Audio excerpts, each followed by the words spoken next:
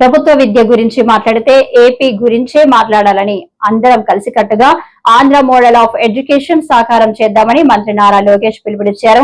నా life teacher CM Chandrababu, నన్ను తీర్చిదిద్దింది teacher మంజుల, principal Ramadevi, ఆ తర్వాత పి నారాయణ, ప్రొఫెసర్ రాజారెడ్డి అని అన్నారు.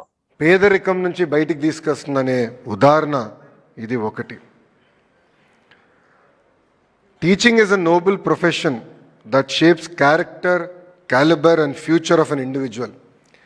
If people remember me as a good teacher, that will be the biggest honor for me అన్నారు APJ Abdul Kalam గారు. ఆయన స్ఫూర్తితో పనిచేస్తున్న గురువులందరికీ పేరు పేరున నా హృదయపూర్వక నమస్కారాలు. మిమ్మల్ని అందరినీ ఇక్కడ చూసినప్పుడు నా స్కూల్ డేస్ గుర్తొస్తున్నాయి.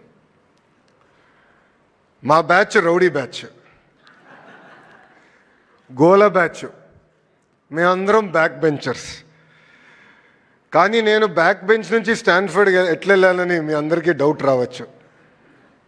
దానికి కారణం నా జీవితంలో గురువులు చూపించిన దారి. నా స్కూలింగ్ అంతా నేను హైదరాబాద్లో భారతీయ విద్యాభవన్లో చేశా. చెప్పే కదా మాది గోల బ్యాచ్ అని. మంజుల మేడం గారు అని ఉండేవారు. గట్టిగా 2 పీకి మమ్మల్ని డిసిప్లిన్ చేసేవారు. దాని తర్వాత మా ప్రిన్సిపల్ రమాదేవి మేడం గారు ఉన్నారు. మేడం గారు ఆధ్వర్యంలో నేను వైస్ ప్రిఫెక్ట్ అయ్యి ఒక డిసిప్లిన్, పట్టుదల, మొత్తం ఒక స్కూల్ని ఎట్లా నడిపించాలనేది మేడం గారు నేర్చుకున్నా. మనందరం స్కూల్స్లో ఈ మధ్యన బ్రిడ్జ్ కోర్సెస్ గురించి మాట్లాడుతున్నాం. అంటే ఏజ్ అప్రాప్రియేట్ లెర్నింగ్ అవ్వట్లేదు, పిల్లలకి బ్రిడ్జ్ కోర్సెస్ కావాలని. I'm recipient of bridge course.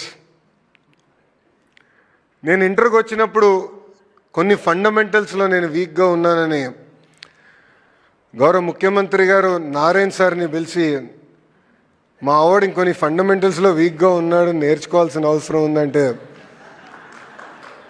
Narayana sir నాకు ఆ బ్రిడ్జ్ కోర్స్ నేర్పించిన వ్యక్తి. వాస్తవంగా ఆ 2 సంవత్సరాలు నా జీవితాన్ని మార్చేసింది. దాని తర్వాత నేను ఎస్ఐటి రాశాను, కార్నిగి మెలన్ యూనివర్సిటీకి వెళ్ళా. అక్కడ రాజిరెడ్డి గారు ఆధ్వర్యంలో నేను చదువుకున్న వ్యక్తి. రాజిరెడ్డి గారు నాకు అయితే ఫస్ట్ సెమిస్టర్ బాగా గుర్తు, ఎందుకంటే మొదటిసారి ఇంటి నుంచి దూరంగా ఉన్నా. కనీసం టైంకి హెయిర్ కట్ కూడా చేయాలని నాకు తెలియలే, ఎందుకంటే ఇంట్లో ఉంటే అమ్మ చేయించేవారు అన్నీ. అలాంటిది రాజిరెడ్డి గారు క్రెడిట్ సిస్టమ్ అంటే ఏంటి, సెల్ఫ్ డిఫైన్డ్ మేజర్ అంటే ఏంటి మొత్తం నేర్పించి ఈరోజు నేను మీ ముందల ఒక విద్యాశాఖ మంత్రిగా నిలబడుతున్నానంటే దానికి కారణం ఈ నలుగురు అని ఈ సభాముఖం తెలియజేస్తున్నా. నేను మొదటగా గౌరవించేది మా తల్లి అవుతే, దాని తర్వాత ఉపాధ్యాయుల్ని. నేను విద్యాశాఖ మంత్రి అయిన తర్వాత ఫీల్డ్లో ఉపాధ్యాయులు చేస్తున్న మంచి పనులు గుర్తించి వాళ్ళని నేను పిలుచుకుని వారానికి ఒకరితో కూర్చుని ఎలా ప్రభుత్వ విద్యా వ్యవస్థని మెరుగుపరచాలని వాళ్ళతో నేను చర్చిస్తాం కూడా జరుగుతుంది.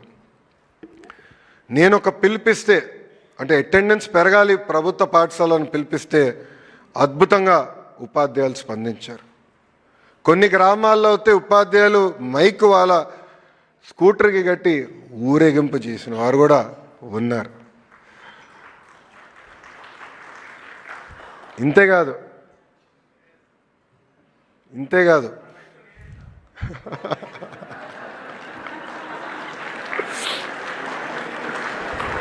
గట్టిగా చప్పట్లు కొట్టాలండి, కష్టపడ్డారు.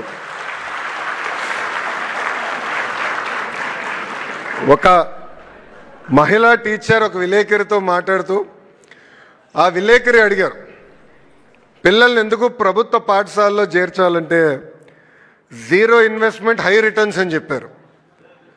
ఆ విలేకరికి అర్థం అలా.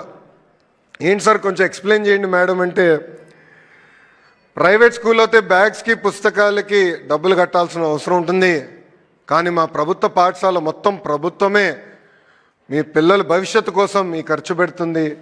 అంతేకాకుండా అద్భుతమైన క్వాలిఫైడ్ టీచర్స్ మా దగ్గర ఉన్నారని కూడా మేడం గారు గర్వంగా చెప్పే పరిస్థితి.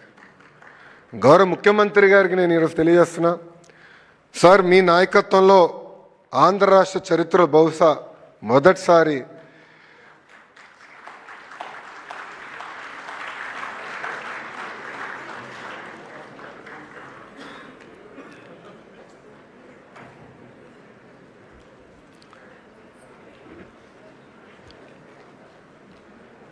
ఆంధ్ర రాష్ట్ర చరిత్రలో బహుశా మొదటిసారి సార్ కొన్ని పాఠశాలల్లో నో అడ్మిషన్ బోర్డ్స్ అని కూడా పెట్టారు సార్. దానికి కారణం ఇక్కడున్న ఉపాధ్యాయులు. గౌరవ ముఖ్యమంత్రి గారితో పనిచేస్తాంత తేలికైన పని కానే కాదండి. వేదిక మీద ఉన్న పెద్దలందరూ కూడా ఒప్పుకుంటారు. సో ఒకరోజు ముఖ్యమంత్రి గారి దగ్గరికి వెళ్ళి, సార్ ఈ ఒక్కరోజు నాకు లీవ్ కావాలన్నా.